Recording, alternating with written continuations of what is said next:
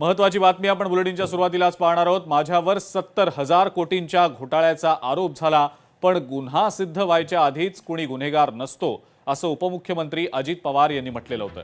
त्यावरून आता भाजपचे प्रदेशाध्यक्ष रवींद्र चव्हाण आणि महसूल मंत्री चंद्रशेखर बावनकुळे यांनी प्रतिक्रिया दिलेली आहे। उद्याच्याला गुन्हा कुणावर झाला तर गुन्हा सिद्ध व्हायच्या आधीच तो दोषी असतो का? असतो? तुम्हाला माहिती आहे माझ्यावर 70,000 कोटीचा भ्रष्टाचाराचा आरोप झाला ना?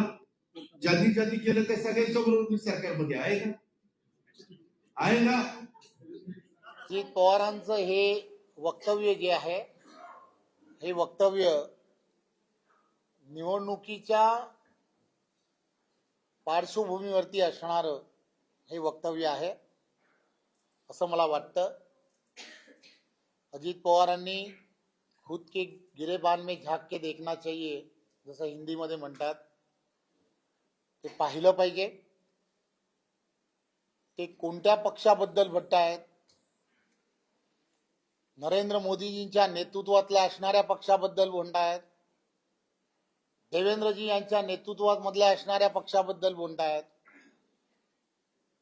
मला असं वाटतं की आम्ही असं ठरवलं आहे, अजितदादा, एकनाथजी आणि देवेंद्रजी आणि आम्ही सर्वांनी असं ठरवलं आहे की मित्र पक्षात निवडणूक लढताना मित्र पक्षात मतभेद आणि मनभेद होणार नाही याची काळजी आमच्या तीनही पक्षांनी घ्यायची आहे। अजितदादा असे का बोलले मला माहीत नाही, त्यांनी बोलायला नको आहे।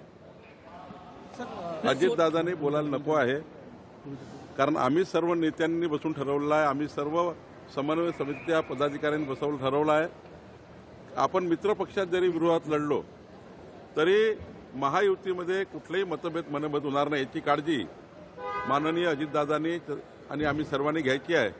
माननीय मुख्यमंत्री देवेंद्र फडणवीसजी यांनी आतापर्यंतच्या निवडणुकीच्या कुठल्याही भाषणामध्ये